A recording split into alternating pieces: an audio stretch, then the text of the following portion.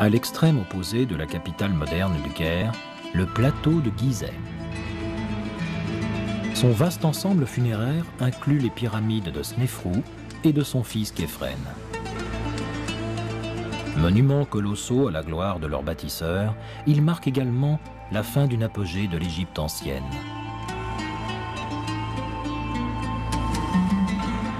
Après 2 siècles au cours desquels on s'est attaché à construire des pyramides de plus en plus imposantes, le dernier pharaon à laisser sa trace architecturale à Gizeh achève un monument dont la taille fait à peine le tiers de celle de ses voisins. Une seule et même question continue de tarauder les spécialistes. Pourquoi ?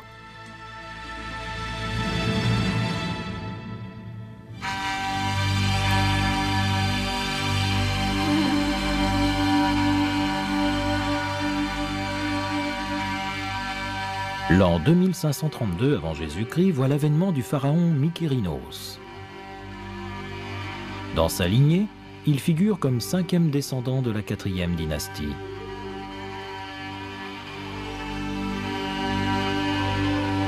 Fils du pharaon Képhren, il est probable que Mykérinos ait hérité d'un royaume dont les projets architecturaux se sont heurtés aux limites de l'autorité royale. Tout laisse penser que l'on ait en effet commencé à pointer du doigt le coût pharaonique de l'entretien des centaines de milliers d'ouvriers enrôlés dans les travaux des grandes pyramides de Gizeh. L'écrivain du 5e siècle, Hérodote, écrit d'ailleurs que l'Égypte aurait traversé une période de 106 ans d'extrême misère, due à la fermeture des temples par Snéfrou et Képhren, afin de forcer les fidèles au labeur. Allant à l'encontre de ses pairs, Mykérinos aurait rouvert ses temples de sorte que le peuple puisse à nouveau rendre librement son culte. On pense que les portraits de pierre que le pharaon a fait sculpter à sa gloire symbolisent en retour sa bonté. Il pose ici aux côtés de la préférée de ses 3 femmes, Khémérénepti. Dans une démonstration d'affection plutôt inhabituelle, elle l'étreint d'une main pendant que l'autre repose paisiblement sur son bras. La légende veut que l'autorité bienveillante de Mykérinos ait été perçue par les dieux comme un affront. Ceux-ci auraient condamné l'Égypte à 150 ans d'oppression, une sanction dont seuls ses 2 prédécesseurs auraient été avertis. C'était un bon roi, ce qui a contrarié les dieux car il allait à l'opposé de leur prophétie. Pour se venger, ils ont donc décidé de ne lui accorder que 6 ans de vie, avant un retour aux troubles des règnes précédents. Mais évidemment, ça n'a pas du tout convenu à Mykérinos, qui s'est efforcé de continuer à contredire les dieux. La légende nous raconte qu'il aurait fait apporter des bougies et les aurait fait allumer en permanence, de sorte qu'ils puissent rester éveillés nuit et jour. Ainsi, Mykérinos calcule-t-il qu'il peut s'offrir le luxe de régner 2 fois plus longtemps et remplir 12 ans au lieu de 6 son rôle de brave pharaon d'Égypte. À la faveur de ces bougies, il demeurera en réalité pas moins de 28 ans sur le trône, jusqu'en 2505 avant Jésus-Christ. Son règne ne le voit pourtant construire qu'une pyramide relativement modeste. Les spécialistes en cherchent toujours la raison. Est-ce la conjoncture économique ou bien a-t-on carrément remis en question la puissance du pharaon? La pyramide de Mykérinos est la plus petite des 3 de Gizeh. Il est très difficile de savoir véritablement pourquoi. Son règne n'a certes pas été très long, mais l'on connaît des cas de pharaons qui ont fait bâtir d'imposants monuments bien qu'ils soient restés peu de temps au pouvoir. Il faut se garder de chercher là une explication spectaculaire, comme une quelconque faiblesse du pharaon, et rester plutôt sur l'intuition qu'à cette époque, la valeur d'un monument égyptien n'est plus forcément proportionnelle à sa taille.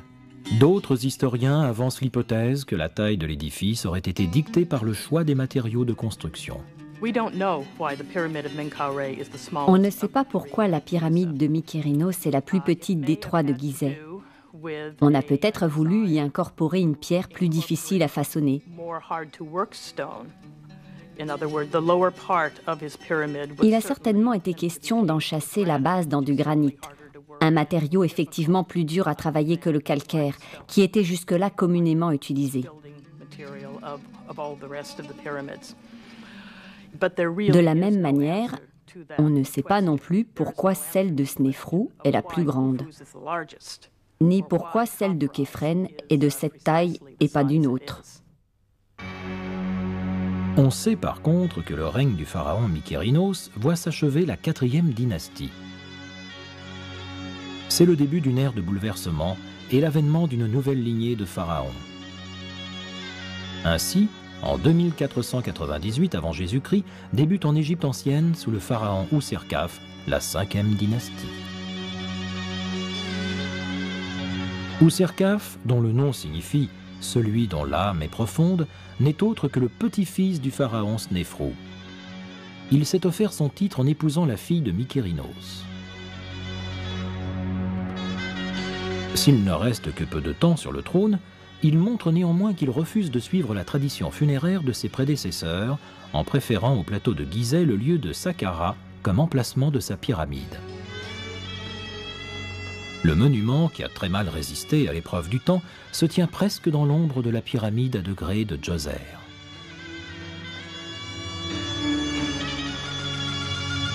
Ouserkaf est aussi l'initiateur d'un culte religieux à la seule gloire du soleil.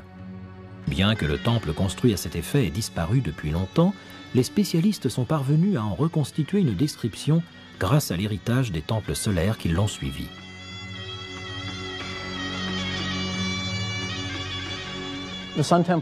À l'image de celui d'Ouserkaf, les temples du soleil consistaient en un obélisque, emblématique du soleil, dressé sur une base de pierre et faisant face à une large cour abritant un autel ou un lieu d'offrande.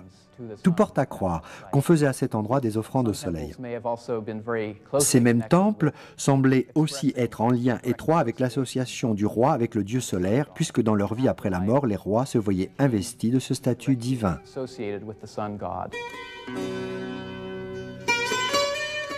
La 5e dynastie durera 150 ans et s'achèvera sous le règne du pharaon Ounas. Sur l'élan de ses pères, c'est également à Saqqara qu'il fait ériger sa pyramide.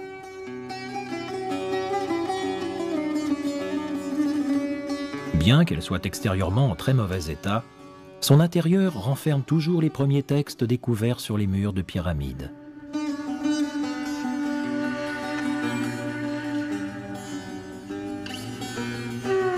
Ces hiéroglyphes représentent une série de formules destinées à aider le pharaon dans son passage vers l'au-delà.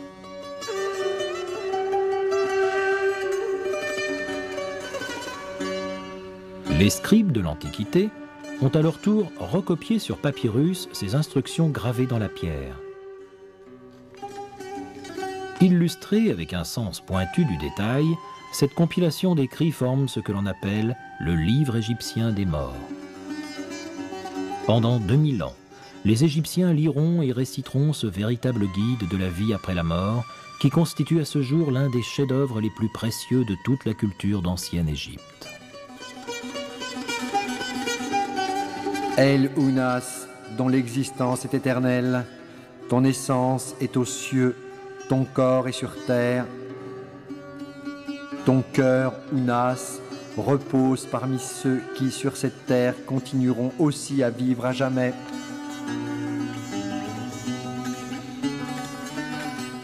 Avec la mort du pharaon Ounas en 2345 avant Jésus-Christ, s'achève la 5e dynastie. Le pharaon Pépi inaugure la 6e. Une statuette d'albâtre de Pépi le montre accompagné du dieu faucon Horus.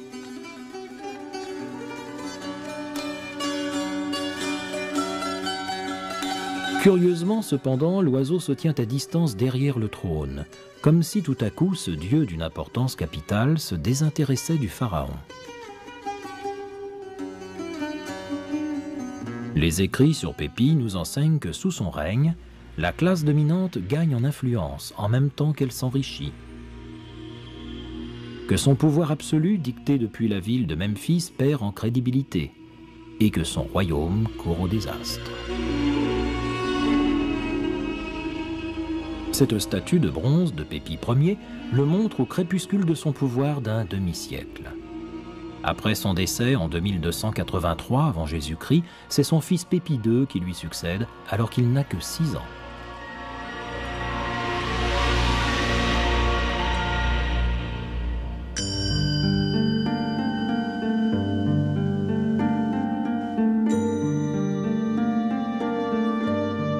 Le nouveau pharaon a hérité du nom de son père. À 6 ans, Pépi II devient le souverain de toute l'Égypte. Mais que doit attendre d'un enfant de 6 ans un pays en pleine croissance ? On a comme ça quelques exemples de pharaons ayant accédé très jeune au trône. Finalement, un enfant de 6 ans ne pouvait que suivre ce qu'on lui ordonnait de faire. Vous pouvez être sûr que même si l'on percevait sa nature comme divine, et s'il détenait en théorie le pouvoir politique suprême, juste derrière lui, il y avait une assemblée de conseillers qui s'occupaient de gérer le royaume jusqu'à ce qu'il atteigne l'âge de prendre le relais en tant que véritable pharaon. Le jeune garçon ne reste pas cependant sans exercer une quelconque influence. Au cours d'une expédition de négoce menée vers Aswan, on rapporte au jeune roi, alors âgé de 8 ans, qu'on a capturé un danseur pygmée pour le ramener en Égypte. Amenez-le-moi tout de suite à la cour. Rapportez-moi ce nain sain et sauf, afin qu'il réjouisse et réchauffe le cœur du roi des hautes et basses Égyptes. Quand vous le mettrez à bord de votre bateau, soyez certain de n'avoir engagé que le meilleur personnel qui soit. Il devra veiller sur lui et s'assurer qu'il ne tombe pas à l'eau. Si vous revenez jusqu'à la cour avec ce nain sain et sauf, ma majesté vous rendra les meilleurs honneurs qui soient. Quand bien même un pharaon n'était encore qu'un enfant, il avait droit à la plus grande déférence. On prenait acte du moindre de ses désirs en s'efforçant de le combler, puisque cet enfant incarnait déjà, et par essence, l'aspect divin du pharaon. Par conséquent, même si l'on gardait une emprise très ferme sur les décisions politiques, ses désirs s'interprétaient comme une manifestation du caractère divin de son autorité, ce qui nécessitait de rester très indulgent à son égard. Mais sous le règne de l'enfant Pépi II, l'autorité du pharaon finit à la fin de la 6e dynastie par se désintégrer. Toute une succession d'administrateurs autoproclamés, indépendants, met en place peu à peu une sorte de régime féodal. Les nobles sont devenus misérables alors que les pauvres profitent des plaisirs de la vie. L'or, l'argent et le turquoise étincellent au cou des femmes esclaves alors que les dames traversent les rues vêtues de loques. Quiconque marchait autrefois sans même une paire de sandales trône à présent sur une quantité de trésors. Le pouvoir se décentre de Memphis. À force de faire des cadeaux à ses nobles, le roi finit par épuiser ses trésors. À la mort de Pépi II en 2180 avant Jésus-Christ, le royaume d'Égypte se disloque.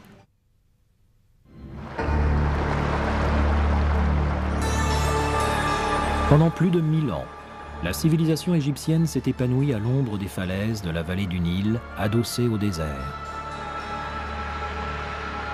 Jusqu'en 2180 avant Jésus-Christ, les Égyptiens se sont illustrés par de magnifiques réalisations dans les domaines de l'art, de la science et de la technologie. En architecture, les premières mastabas plates bâties à partir de boue séchée ont cédé la place à d'imposantes pyramides de pierre. Parti de simples reliefs muraux, l'art de l'écriture s'est élevé vers la littérature infiniment riche des textes des pyramides. Ces critères de l'ancien royaume d'Égypte déterminent précisément la base sur laquelle on continuera d'appréhender les réalisations ultérieures de cette magnifique civilisation. Les historiens suggèrent que les Égyptiens, dans ce double contexte de splendeur naturelle et de merveilles issues de leur intelligence, seraient devenus un peuple orgueilleux et suffisant. Amorcé sous le règne du très jeune pharaon Pépi II, l'effondrement du pays se poursuit jusqu'en 2184 avant Jésus-Christ. S'ensuit une période de transition qui dure 40 ans et s'étale sur 4 dynasties.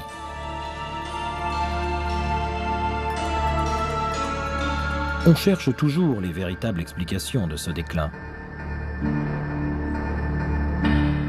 Mais, hormis la trace d'un poème partiellement préservé sur papyrus, les écrits anciens restent mystérieusement muets.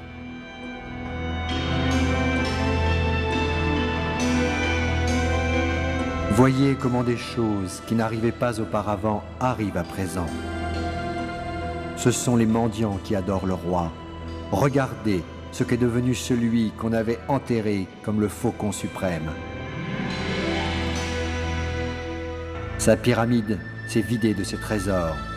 Voyez comment quelques personnes, au mépris des traditions, ont dépossédé cette terre de sa royauté. Des documents retrouvés dans la région d'Hérakliopolis révèlent qu'après avoir à nouveau divisé le pays en 2 régions distinctes, une série de rois éphémères se succèdent à la tête de la Basse-Égypte. C'est désormais depuis la ville nouvelle de Thèbes que l'on régit la Haute-Égypte. Les anciens décrivent cette période d'instabilité comme une ère ayant vu défiler 70 rois en 70 jours. Un chaos qui en vérité ne durera pas moins de 200 ans.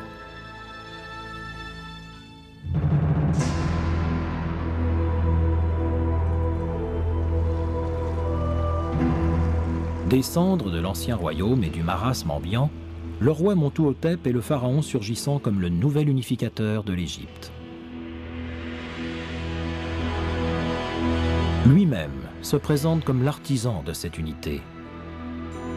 Il consacre la première partie de son règne à orchestrer les campagnes militaires visant à réprimer toute tentative de révolte contre son autorité. Montuhotep Ier fait véritablement partie de ces chefs d'Égypte très dynamiques. C'est l'un des plus grands pharaons qui ait existé parce qu'il est arrivé à une époque où l'Égypte était déchirée, où elle avait politiquement éclaté. Il est parvenu, sous son règne, à réunifier le pays et à dresser les plans d'une réorganisation très pointue, ainsi que d'une nouvelle centralisation du pouvoir qui ont rendu sa toute-puissance à la royauté. Le pharaon Montuhotep dirige le pays depuis Thèbes, devenue capitale. Thèbes, qui sera plus tard célèbre pour ses sanctuaires de Luxor et de Karnak.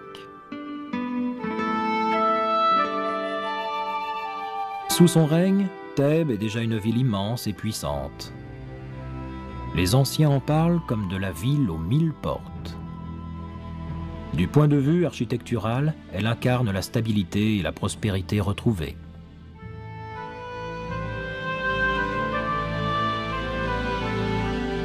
Mais à l'inverse de ses prédécesseurs, Montuhotep ne jouit plus du statut de demi-dieu. Afin de redorer son image, il se fait bâtir un nouveau style de temple funéraire avec pour toile de fond les impressionnantes falaises de Der el-Bahri.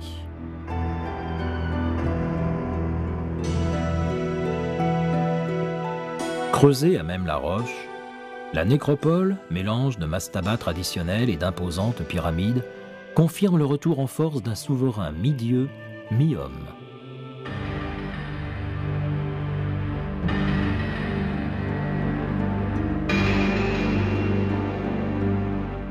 On retrouvera sous le temple une statue de pierre d'un Montuhotep plus grand que nature. Le pharaon est représenté assis et paré de sa robe de cérémonie du renouveau, le Hebsed. Près de cette œuvre repose un relief montrant sa reine, Kawit, se faisant coiffer par une servante.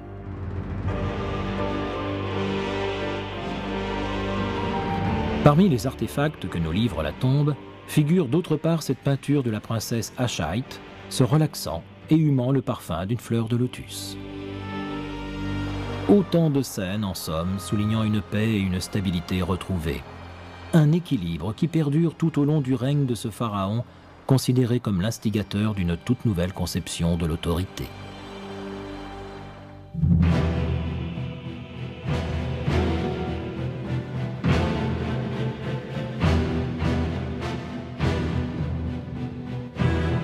Ce personnage, à l'expression maussade et soucieuse, n'est autre que Sésostris III, le pharaon qui accède au trône en 1878 avant Jésus-Christ.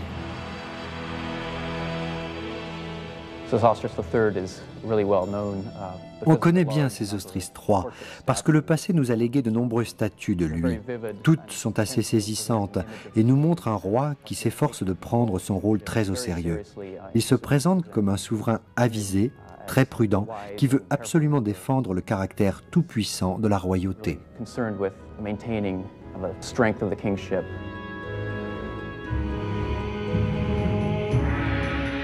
Son nom signifie d'ailleurs « homme de pouvoir ». Mais à la différence de ses aïeuls que l'on s'attachait à dépeindre comme des dieux, il s'agit dans les statues de Sésostris III de montrer l'homme plus vrai que nature. Ses paupières lourdes, son visage creusé de rides, ses lèvres pincées annoncent la nature austère et cérébrale que l'on s'attend à rencontrer chez un grand chef militaire.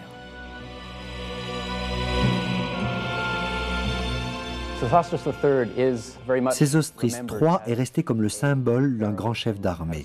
On le voit d'ailleurs à travers ses campagnes en Nubie, où il a essayé d'étendre la puissance de l'Égypte en même temps qu'il en défendait les frontières.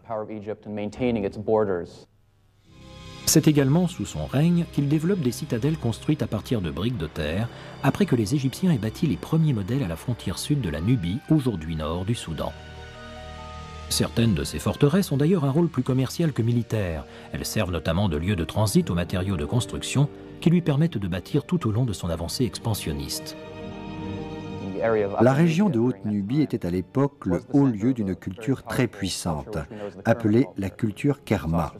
Sésostris III a cherché à faire barrage, en particulier grâce à ses citadelles, à une culture dont il ne voulait pas pour son pays. Un relief témoigne de la campagne menée par le pharaon. J'ai marqué moi aussi ma frontière, mais je suis allé plus au sud encore que mes ancêtres. J'ai fait fructifier ce qui m'a été légué. J'ai capturé leurs femmes et arrêté les hommes qui allaient au puits et menaient le bétail. J'ai fauché leur blé, puis brûlé leurs terres sur mon passage.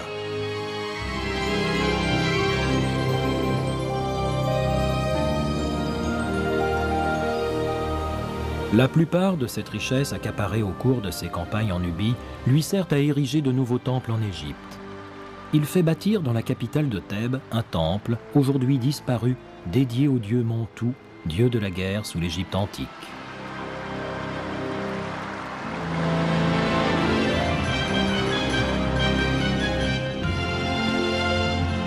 Mais cette confiance dans les dieux de la guerre est passagère. En l'espace de 200 ans, le fier peuple égyptien va subir nombre d'invasions et basculer à nouveau dans le chaos.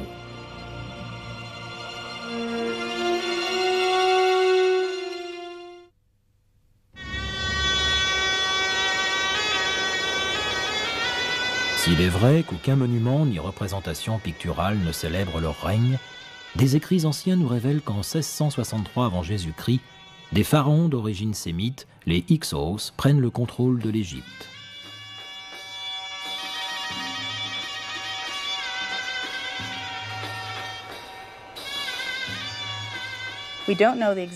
On ne sait pas exactement par quels moyens les Hyksos ont pris le pouvoir en Égypte.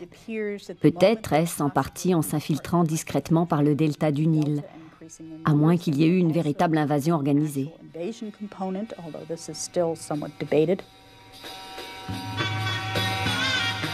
S'il s'agit bien d'une invasion, les Hyksos se seraient alors mis à conquérir le pays armés d'un nouvel outil, l'arc. Ils auraient également introduit en Égypte le cheval et le char. Les anciens nomment ces véhicules tractés par des chevaux les bateaux naviguant sur les sables du désert.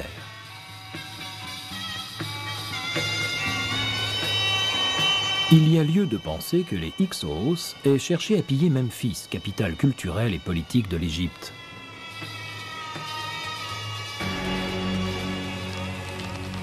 Leur mainmise sur le pays voit l'avènement de la 16e dynastie qui durera 108 ans.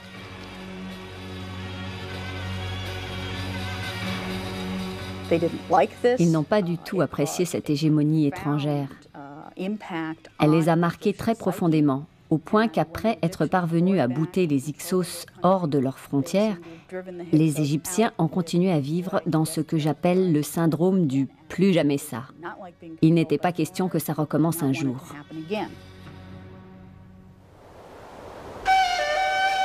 Une fois les rois étrangers expulsés, les Égyptiens choisissent de s'en tenir à leurs frontières et assistent à l'émergence d'un nouveau royaume depuis l'ancienne ville de Thèbes.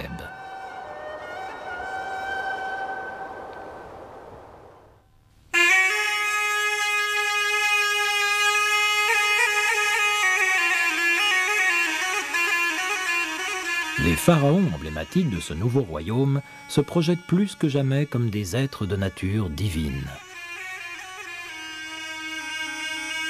Leurs immenses temples et monuments ont marqué l'Égypte d'une empreinte qui persiste depuis 3 millénaires.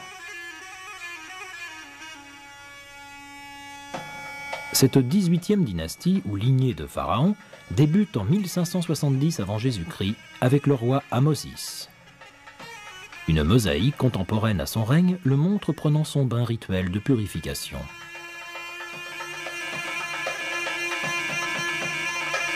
On prête au pharaon Ahmosis d'avoir fermé les frontières avec la Syrie et la Nubie afin d'empêcher de nouvelles invasions. La représentation de sa hache de guerre en or, un accessoire de cérémonie, le confirme comme chef militaire suprême dans une scène où on le voit frappant l'ennemi.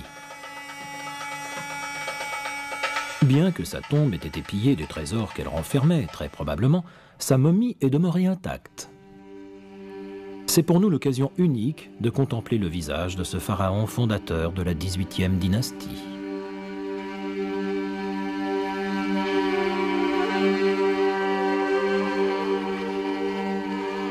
Le temps nous a également légué le corps momifié de son successeur, Thoutmôsis Ier, souverain d'Égypte dès 1535 avant Jésus-Christ.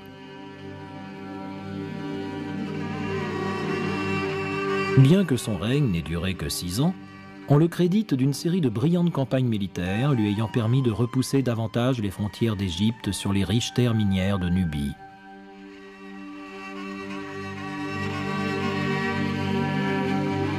Lors de son passage par la nécropole d'Abydos, Thoutmôsis Ier laissera une inscription sur laquelle il relate lui-même ces hauts faits. J'ai repoussé les frontières de l'Égypte jusqu'à ce que le soleil les entoure. J'ai fait de l'Égypte la terre supérieure à toutes les autres. Le nom de Thoutmôsis signifie « né du dieu Thoth », en hommage à la divinité égyptienne de la lune et du savoir. Avant sa mort, en 1518 avant Jésus-Christ, après donc 6 années de règne, Thoutmôsis Ier passe le flambeau à son fils, Thoutmôsis II.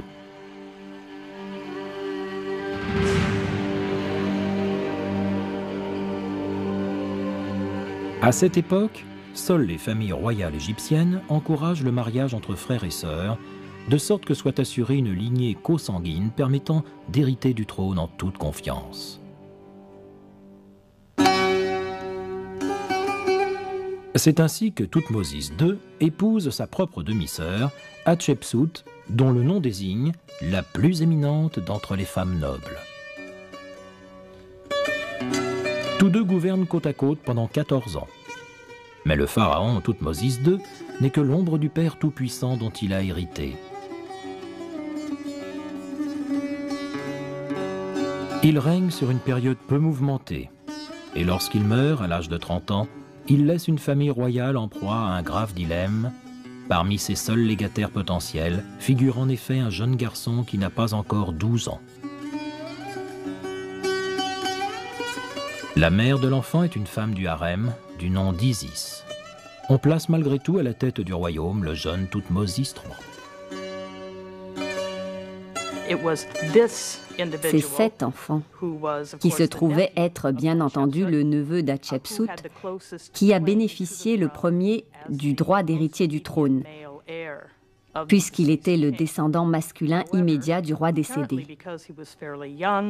Mais comme il était justement bien trop jeune, Hatshepsut s'est installée avec lui comme co-régente, pour finalement exercer cette fonction pendant plus de 20 ans.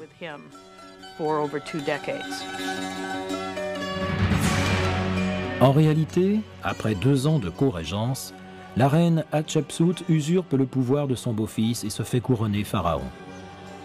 En 1498 avant Jésus-Christ, elle devient ainsi souveraine d'Égypte, le pays le plus riche et le plus puissant du monde.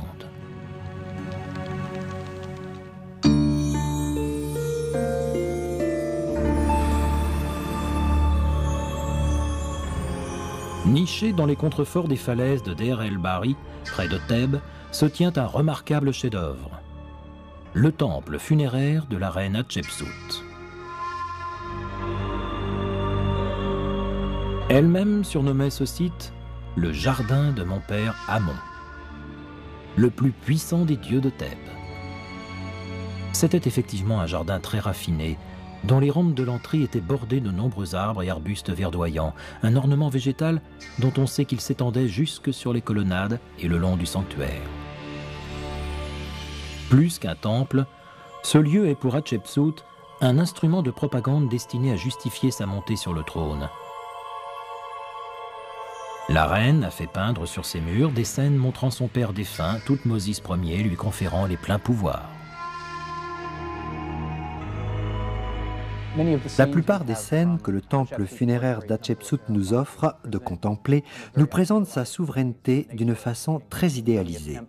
On sent que par ses peintures, elle s'efforce de revendiquer son droit au titre de reine. On peut donc dire que ce texte n'est pas en soi un document historique qui relate des faits réels, mais quelque chose en grande partie monté par elle pour essayer de renforcer ses pouvoirs. Des pouvoirs qu'Hatshepsut consolide davantage encore par la pratique du culte religieux et l'entremise des prêtres du temple d'Amon.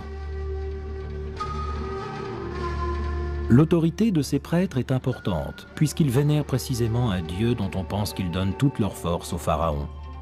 Et bien qu'il ait été interdit aux femmes de participer à ces cérémonies religieuses, Hatshepsut, en tant que pharaon, s'arroge le droit de pénétrer dans la maison de Dieu. À l'extérieur du temple, elle commandite la construction d'un impressionnant obélisque célébrant sa relation avec le dieu solaire. Si l'on ne dispose d'aucun document sur les capacités d'Hatshepsut à conduire une armée, elle se démarque en revanche par ses expéditions commerciales vers la terre de Punt, aujourd'hui la Somalie. Des gravures montrent sa flotte traversant la mer Rouge et ses hommes échangeant des pierres précieuses contre des arbustes de Boswellia destinés à fabriquer l'encens de la reine. Un homme du peuple du nom de Senmout gère les affaires de la reine pharaon Hatshepsut. Il semble qu'il l'ait assisté pendant la majeure partie de sa vie. Des statues le représentent tenant délicatement la fille d'Hatshepsut, la princesse Néferura, ou bien s'occupant de son éducation. À l'époque, la rumeur va bon train sur la nature de la relation qui lie Senmout à sa reine. On prétend qu'il doit sa place à l'intimité qu'ils entretiennent. En aval du temple funéraire d'Hatshepsut, on a retrouvé enfouie profondément sous terre la tombe que Senmout avait fait construire pour lui-même. La proximité des deux sépultures laisse effectivement croire à une possible relation amoureuse. Hatshepsut décède en 1483 avant Jésus-Christ. Mais curieusement, tout document faisant état de cette mort semble avoir été détruit. Certains suggèrent que Thoutmôsis III, l'enfant dont elle avait usurpé le titre, aurait participé à sa disparition. On sait simplement que Thoutmôsis III la détestait au point de se venger bientôt sur tout ce qui la symbolise.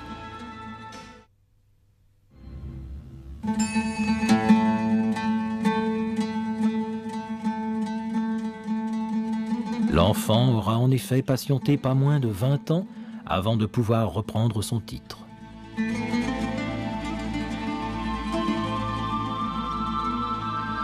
20 années passées dans l'ombre d'une tante autoproclamée reine et dont on s'est alors évertué à raconter qu'il l'adorait. »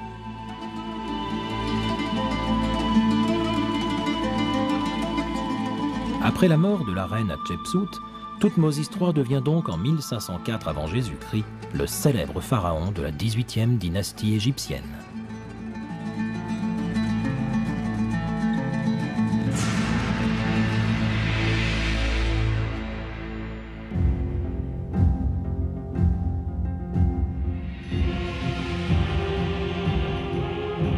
Il est probable que Thoutmôsis III, pendant qu'on le maintenait à l'écart, ait suivi une formation militaire. À l'instar des autres nobles de son époque, il a appris à manier l'arc et les flèches, ainsi qu'à conduire un char à travers le désert.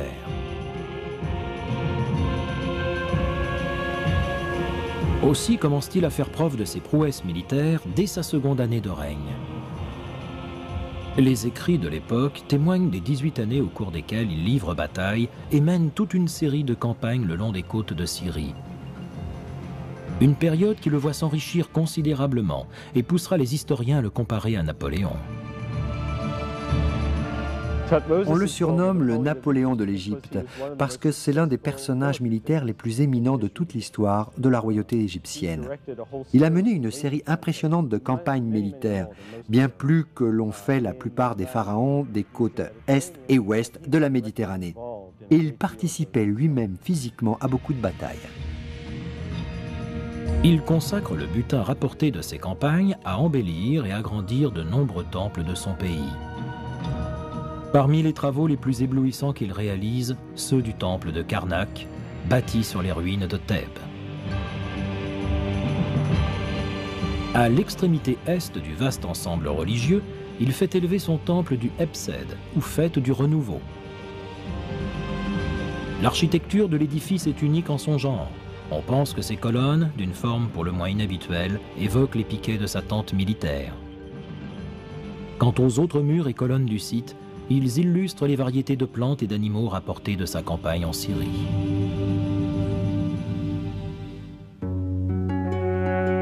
Rekhmir, haut fonctionnaire ou vizir du pharaon, supervise l'ensemble du projet. Cette peinture murale le montre inspectant la fabrication des briques par les ouvriers du roi.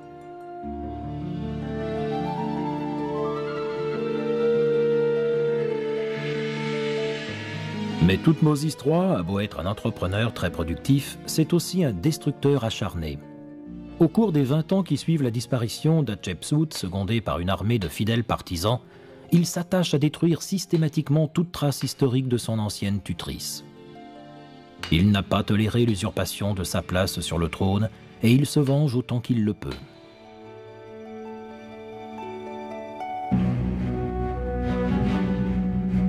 Il fait abattre les statues de son temple.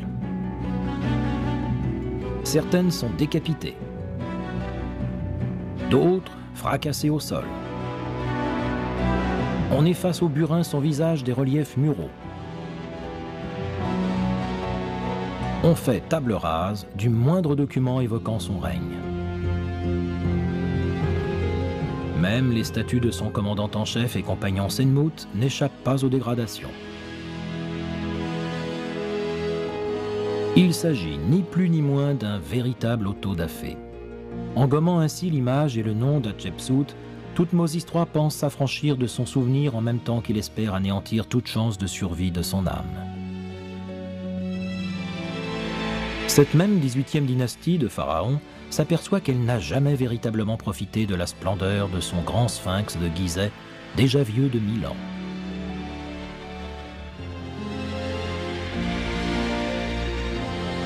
Le sable s'est accumulé et recouvre le monument.